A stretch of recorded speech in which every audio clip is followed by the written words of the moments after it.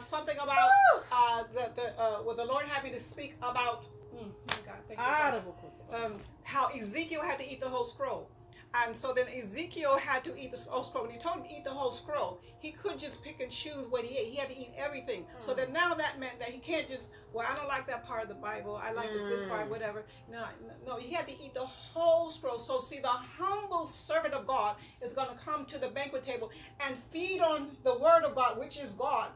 And everything, and once we begin to humble ourselves, he will pour himself into, he will give us revelation through his word, and the word will become rhema. It will no longer just be scripture, it will become rhema. And from the Old to the New Testament, it's alive. So then now the word is in you, it's become part of you, but then now you experience the word that you fed on. And everything becomes real to you. So I'm telling you, so when I'm sharing something that seems like it's not real to people, and I said, God, I'm feeling strained, because to me, whatever you showed Ezekiel, that's what you allowed me to see. You told Ezekiel, he said, I saw it would look like a hand, take me between, from a lock of my hair, and take me between earth and heaven. So when I'm in the word, and I'm seeing this, and I'm reading as if it to be true, guess what? The Spirit of God begins to make that so real to me, and I begin to live in the same place of Ezekiel. So then now that's why God is lifting me up to the heavenly places, because I'm reading all of the word and I'm chewing on it like food, and it's changing your very DNA. Why? Because John 6:63 said, the words that I speak, they are spirit and they are life. You're feeding on the Spirit of God, and he's giving you life, and there's life in the word, because it's not just the word, my God. And so then now this is your reality. This is your world. So then that's why he says, my kingdom is not of this world. So then now what they are experiencing has become so real to you. So now he said, then that's what I need you to take to my church. I'm saying that now because everything we're seeing right now, and we're having an explanation for everything that's happening, even the shooting. I said, is anybody looking at this through the word? Is anybody looking at, is any of this matching what you said in the last days? The love of many will grow cold. And lawlessness. Daniel talk about lawlessness. Is any of this matching anything about the horsemen? Or have any horsemen been released that's causing all of this violence? Is any of that registered to Christian? I'm saying so many Christians still processing it the way the news is, or social media, or politics. And I'm going, where are the sons of Issachar? Where are the Daniels and the Zacharias and the Johns who are saying, who are releasing revelation from the throne of heaven that can speak into the spirit of God's people, and then now they will still be able to carry out their assignments. Why? Because we're seeing this is the fulfillment of the book of Daniel. And so then now, but what did he say to Daniel? What did Daniel say? No matter what your eschatological belief is, whether or not we're raptured up or not before the Antichrist is revealed. The Bible says many antichrists have already been out. Have already been sent out, according to John. So that means that when Daniel says, but those who know their God shall do great exploits, that means there's ability to know God. In such a way, if the Antichrist rose up, you still have the Elijahs raising up. With greater authority, like the two witnesses, that spit fire out of their mouth. So how are you going to get that? By listening to 2 + 2 = 4 type of Christianity. How are you going to get that if you deny or you take out pages of the Bible you don't want to hear? See, Ezekiel had to eat the whole scroll. So he didn't say, I don't want to hear that right now because it makes me feel whatever. No. He said, God said, in order for you to be prepared, you have to feed on me, and so I can anchor you, so to be fully clothed. He said, because if you're not wrestling with flesh and blood, then what kind of weapons are you going to have when all this hit? And if the enemy is trying to get you to be afraid before it happens, how are you going to respond when it really does happen? You're already dealing with being afraid of a shadow. What are you going to happen when the Antichrist shows up in your room? But it goes back to something else you said. See the pride of man. See the pride of man. When we take the cross out, and when we want to be, we take out the fact that we are like John the Baptist. I must decrease that he must increase. Or that we take out the fact that John the Baptist was beheaded. See. Because what happened is we want this goody feeling Christianity. So then now that means I want to be that. We hear all these sounds. I'm this great apostle. I'm this great prophet. And they were showing it like, hey, here's this picture of me with all these people around me. Here's a picture with my name, and here's me with a microphone. Everybody look at me. So this is what we're showing Christianity is. But what did I see John? What did I see Paul doing? See, when Paul began to be famous, they had to lower him in a basket. to hide him when he began to be more. But see, we think Christianity. See my name. See how many books I wrote. If you're really preaching the gospel, they're going to want to try to kill you. So you're not going to always want to be in the spotlight. And wisdom want to say sometimes you need to get out of the spotlight if you really understand what this is about. Hallelujah. So then, see, that's the pride of man. Going back to what you said, will lead us to a casualty of war. Because pride is saying, I want to be famous, important, and apostle. So then everybody's talking about promotion. I want to be promoted. And then we're boasting like, see all that stuff, and now you're going to be promoted. I know one day the Lord sent someone, and they called me. And the Spirit of the Lord said, my promotion. Greater levels. Greater devils. So if you want to be promoted, hallelujah, make sure you're ready. Hallelujah. For the greater devils. Yes. And so to make sure you're ready to say yes to everything God says to prepare you. Meaning that I'm not going to whine every time warfare shows up. Yes. If you tell me to put that plate down, I'm going to put it down. Why? Because obedience and submission to you gives me the ability to resist the devil. He said when you say, humble yourself before the Lord, resist the devil and he will flee. So if we're trying to resist him and speak authority against him, but we have not submitted to his authority or even God-ordained human authority, guess what? We're going to miss the ability to have true authority over the gates of darkness, because what God will do is he will put you under some human authority. Yes. Who will treat you like Sarah did Hagar.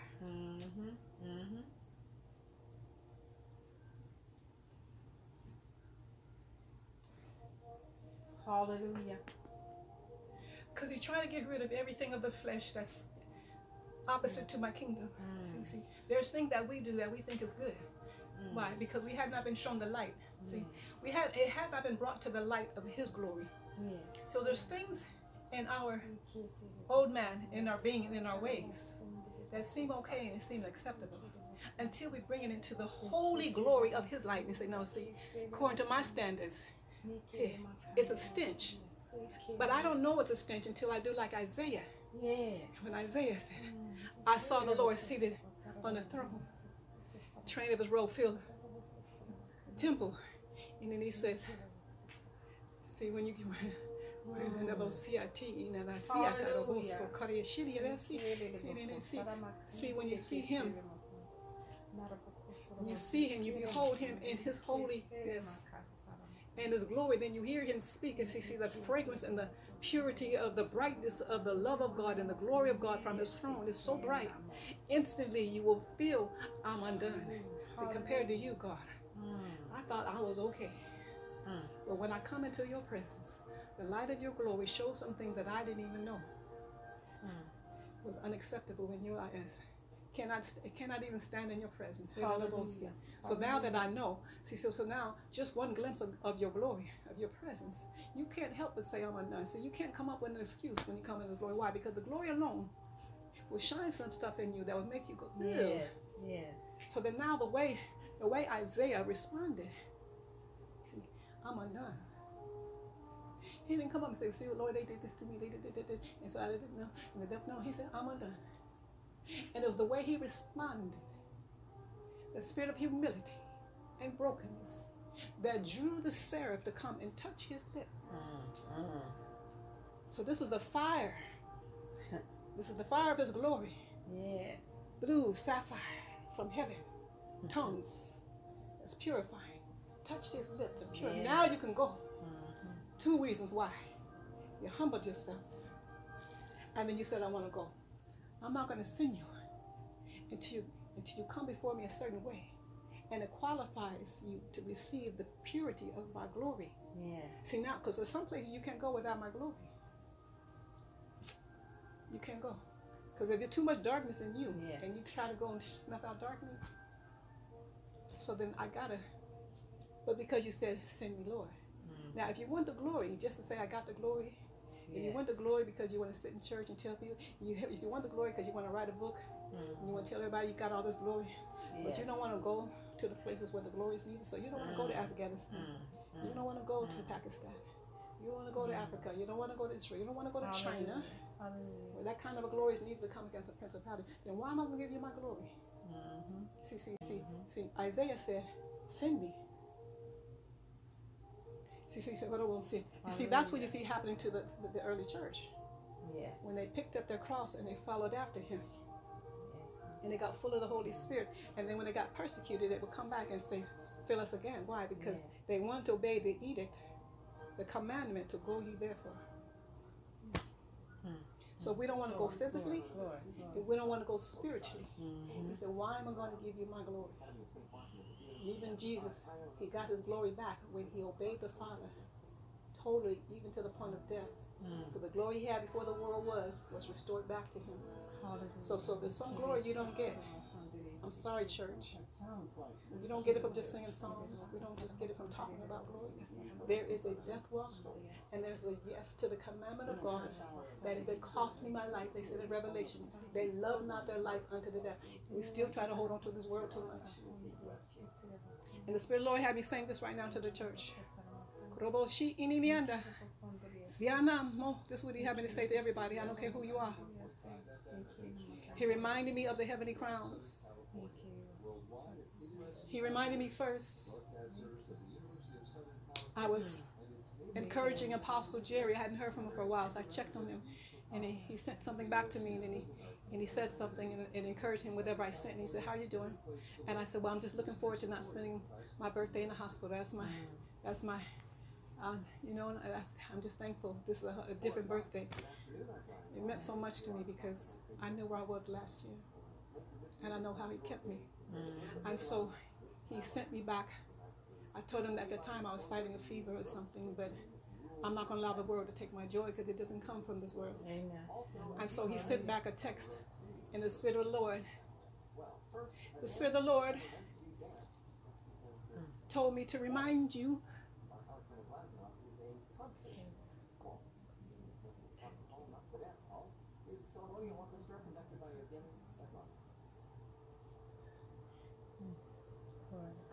that you have many crowns in heaven to lay down at his feet. And he is so pleased.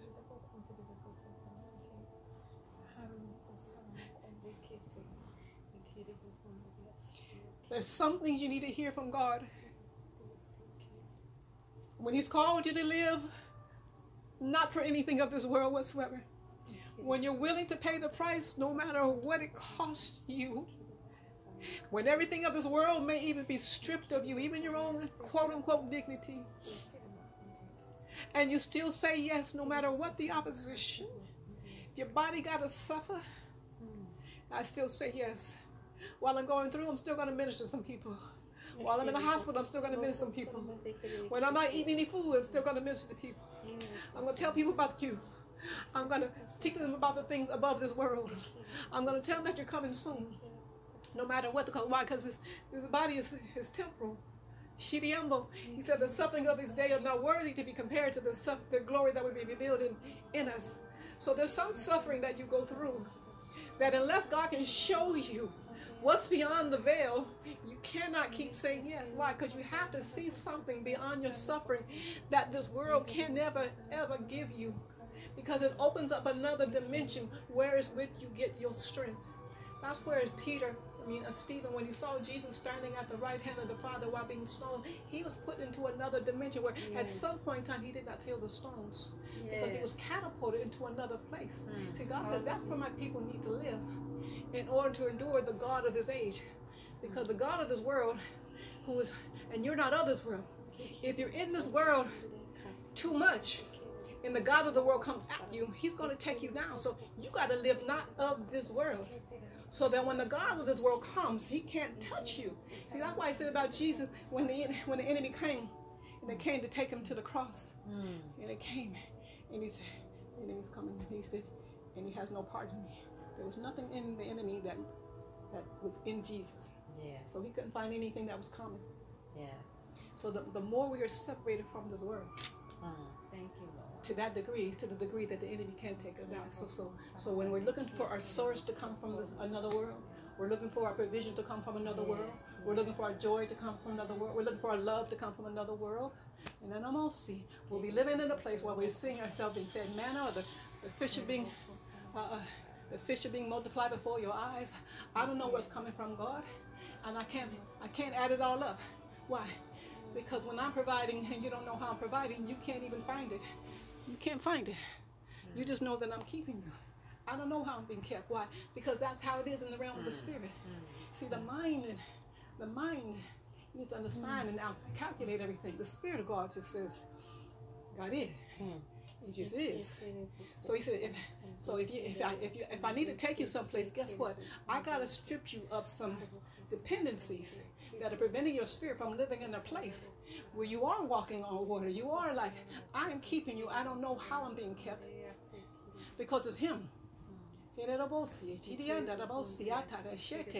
if I could always do it, then I don't need God. And I can figure it all out and budget it all out, then I don't need Him. I don't need His miracles. I don't need that supernatural dimensions of the things of God. Because I can do it myself. He said, but he said, I called you out of this world. I called you out of Egypt because Babylon's going to fall. Where are you going to do when Babylon falls? Where are you going to go? So learn how to lean on my kingdom. See, my kingdom, because I'm shaking everything they've been shaking, so that which cannot shake will stand. So when everything shakes, but you're standing on firm ground, you're not going to go down with it. My people, he says. So now I think that sounds strange and peculiar. He said, that's where I call my church to really, really live. So the Spirit of the Lord had me sing again. When I began to describe the heavenly crowns, He's had me to do this, daughter of Zion. Why? Why?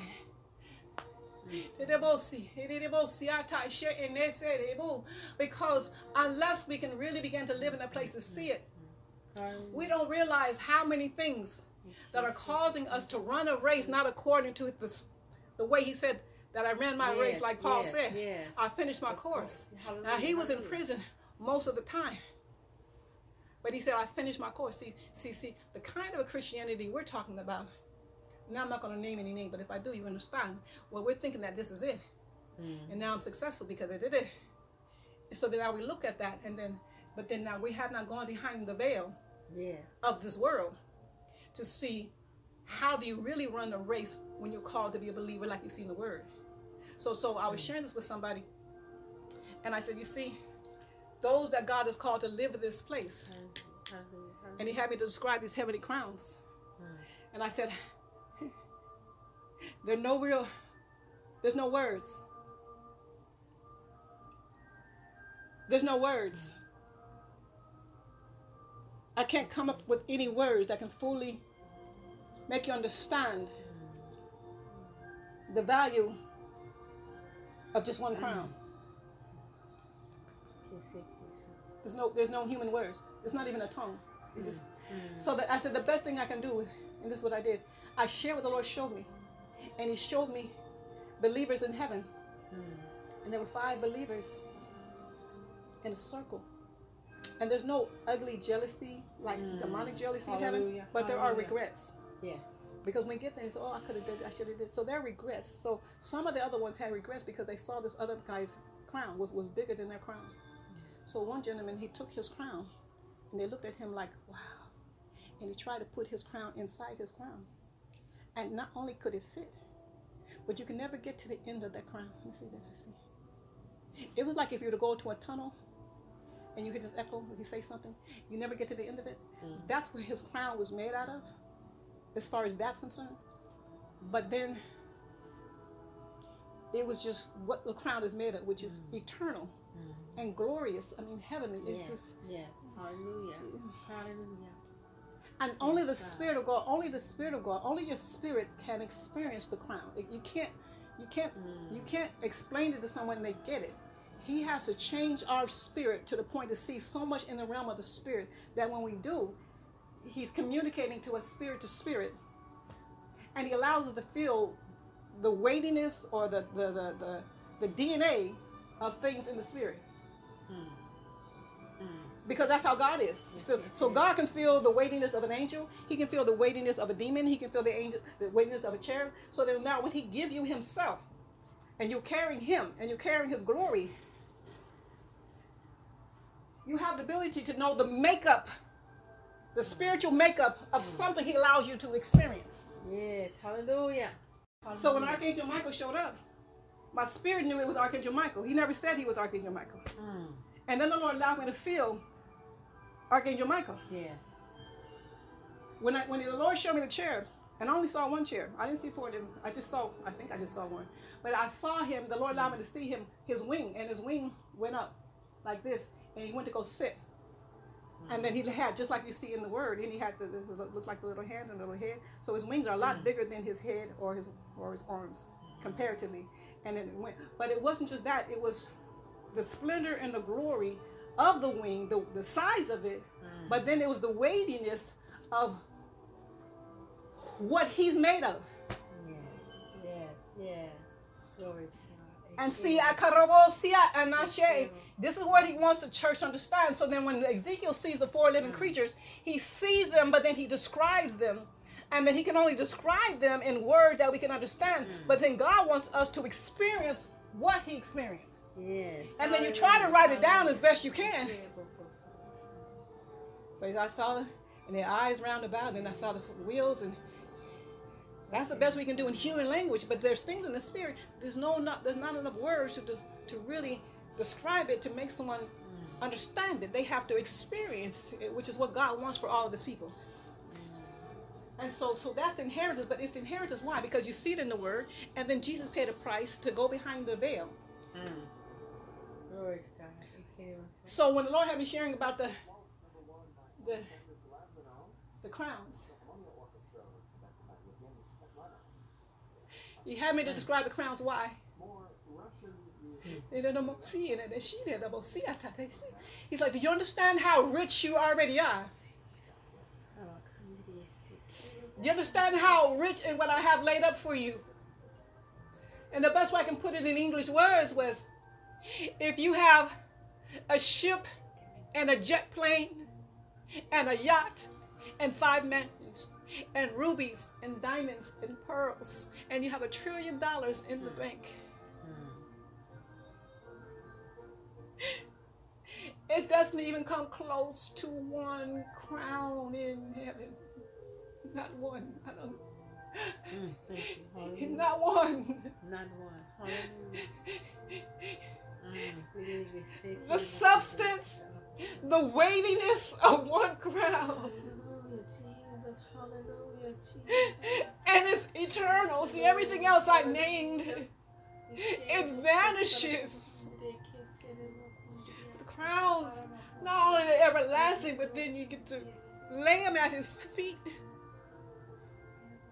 And they're eternal because they're made up of the very essence of what's in heaven.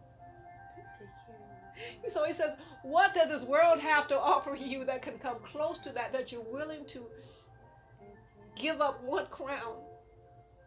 Just one. If you can see what I have for you, you will keep saying yes. And I will catapult you to the end of this world. I will catapult you to the end of the book. And you will live as if it's already done. You will see your crowns. You will live from that crown place. And I will release from the heavenly realm that which your spirit needs to endure. Because I will release the very substance of what's in heaven now, so that heaven will be in you to endure what's coming on the earth. And so that now those who are suffering for the cause of Christ, and even for the martyrs who receive their robes, it's not how we present Christianity in America. So that's why God says many of my people will fall away, because they're not being undergirded, which that would make them stand. They're not living for things beyond this world. So that now when I call you to come alongside those who are living for the things of my kingdom, you cannot stand. Why? Because this world has you so trying to control the things of this world. I got to pay my gas bill. I got to pay my electricity. So I'm doing all of this stuff. So I'm so busy with this. I can't afford to come over here and do this for you because I'm so busy keeping my things of this world intact, because I can't see what's already ahead of me. So then now God says, now see, because now you're not seeing what I already have for you. So we're holding on to the things of this world, not realizing what he has for our world. So that's why you have believers in other parts of the world. They're still advanced the kingdom. They have nothing. So their mind is not The mind's not on all that stuff that's choking out. The cares of this life are choking us out of obeying God. And they're over there. Oh, yes. I don't have a dime. Okay, hey, yes. Being persecuted, and they still going to preach the gospel, see? Because they're already free. See, some of these things are good. God blesses us. But sometimes they become burdens. They become gods. And they choke. They become weights. He said, lay aside every sin and every weight that was easily beset us. And then they turn into worries. And he said, if you can see one crown I have for you.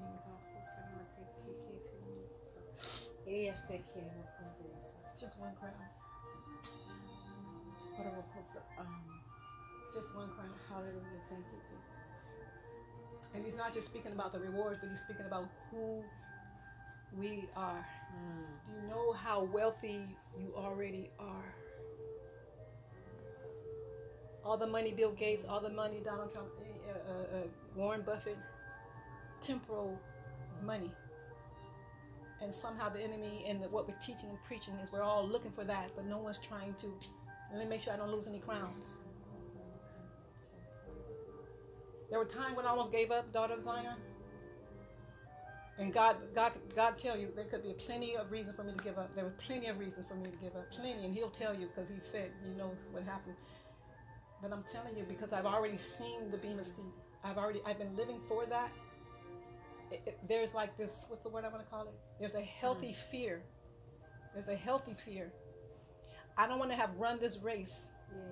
Going through all this warfare. Going through this. And then somehow, because of the warfare, what the enemy done or whatever, I said, Lord, I give up. Just bring me home. I'm telling you, there was a time when, and he told me plenty of times he could have brought me home. He literally said it himself. He said, daughter, I could have had you.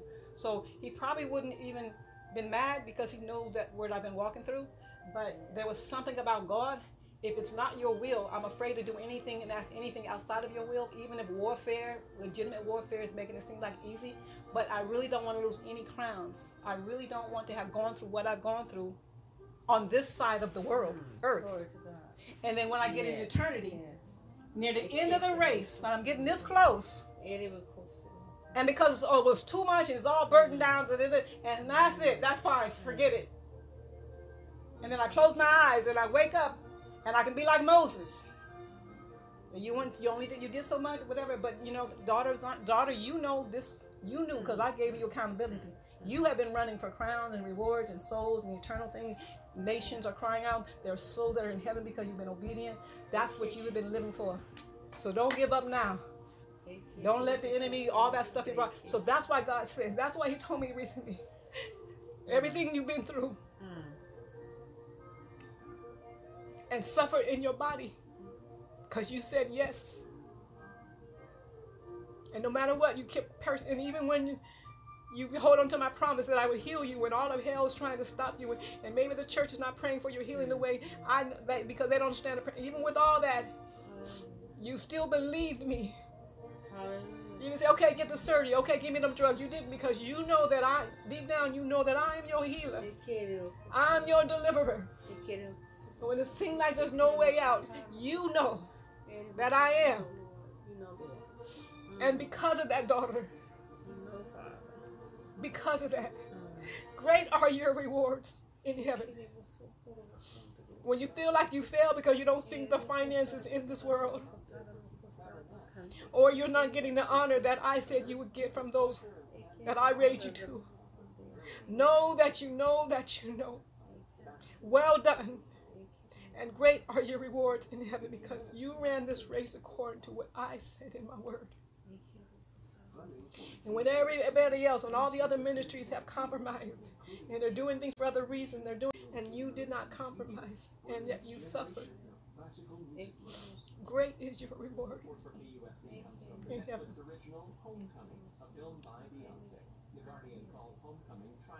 And one of my rewards is to have seen the rewards. He's telling me to tell my church what I have laid up for them. So that it becomes so real for them, they will run this race with eternity in mind.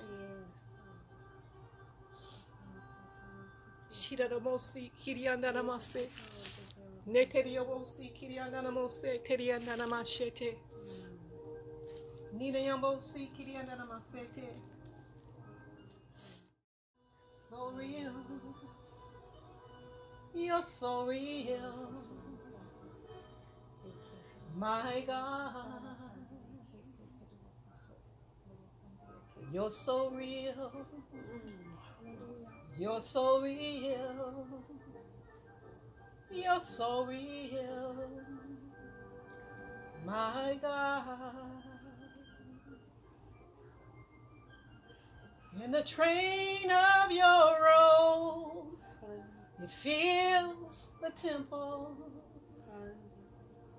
And the train of your robe, it fills the temple. You're so real, my God, King of Kings, in all of your glory. You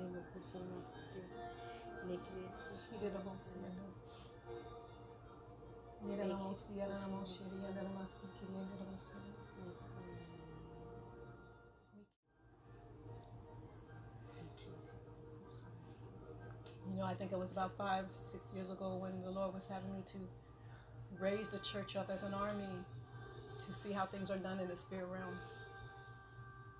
Because He's allowed me to not only see it in the Word, but then He allowed me to see it in the Spirit.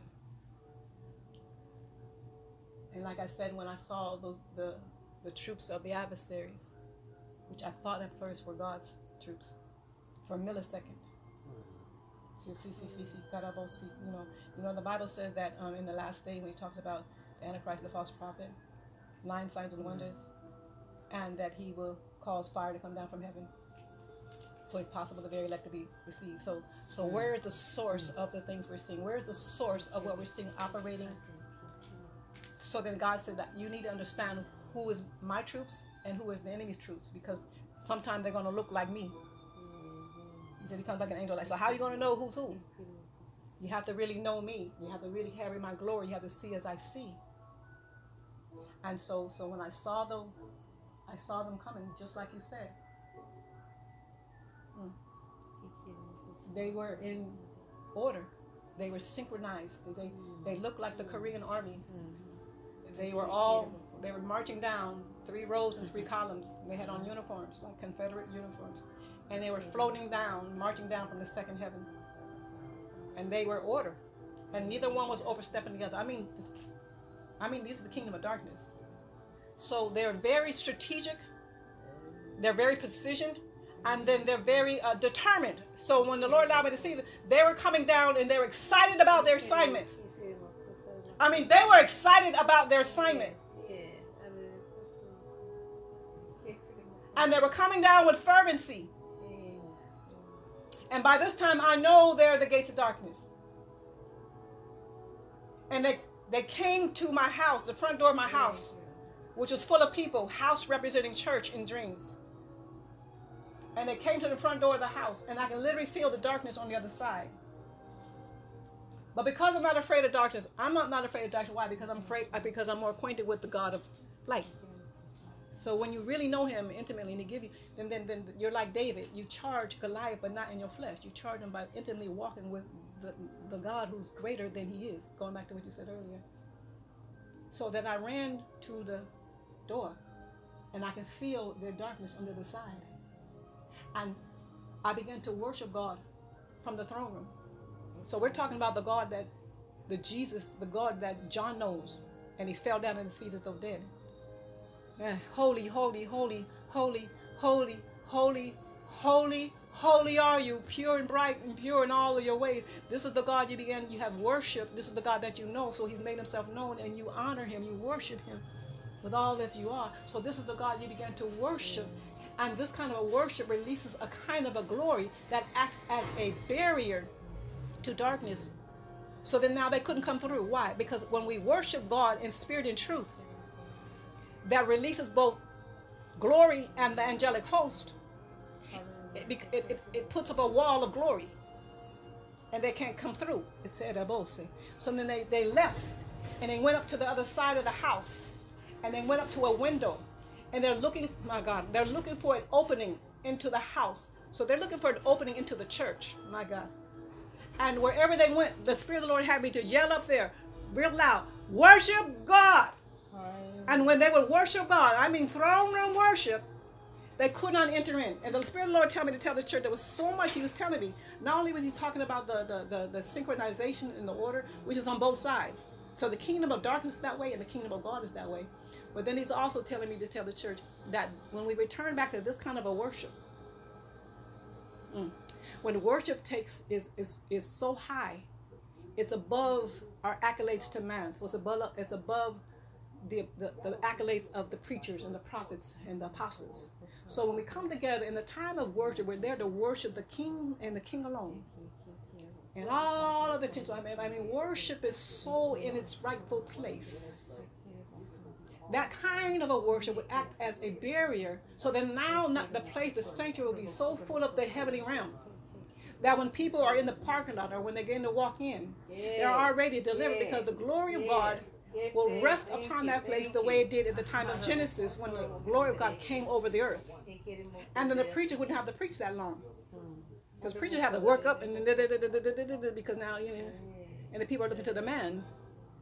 Well, why are you not looking to me as much as you're looking to the man? Why are you not worshiping me as much as you're looking and expecting them to give you something? Why are you not? And so, but it's also a thing to the preachers, because the preacher said, I need to take the back seat. So I need a church that I'm going to make sure worship is going to be very heightened. I don't want no moving around during worship. I don't want it's going to be holy. So you can have your rightful place, God. And if I'm up there and I'm speaking something and I can feel myself shadowing you, I will sit down. If I can feel myself not carrying your glory and you're trying to release your glory, I will get on my face at that very moment. I will humble myself so that your glory can fall in that place. See, he's looking for preachers to know when we need to sit down, so when we need to get out the way. Yes. And when I mean get out the way, I mean teach the people how to fall on their face before me, even if you're at the platform. You don't have to always be standing up. Why? Because you have to teach people how to worship me. See. So when you, my God, when you see the Muslim people bowing down in the middle of the streets, bowing down in the middle of the day with no shame, and then we're always standing during worship. We're always standing. Preachers are sitting on the platform, and they don't even fall down under my power. They don't lay prostrate. They don't get on their knees. If I don't put you down there, can't you just get down there just to, as a symbol of worship, so you can teach my people to bow down? When you sing a song that says bow down to me, how come you don't bow down? Why you just sing but you don't bow down? In your heart or just sitting there? I'm telling you some very practical things the Lord showed me that is hindering us from that place. There's a level of submission and humility, my God, because he's God. He's God. How can I always come before you like that and just not feel the need? It's like, God, how can I always come before you and not feel the need? I got to put my face down. Not like I'm a worm and I'm nothing, but in worship. I mean, Moses said, remove your feet, your shoes. You're standing on holy ground. Do you know who I am?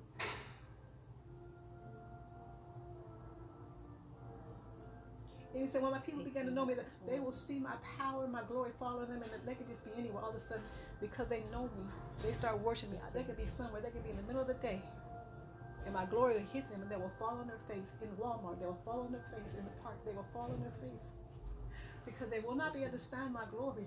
My glory is not just for the buildings.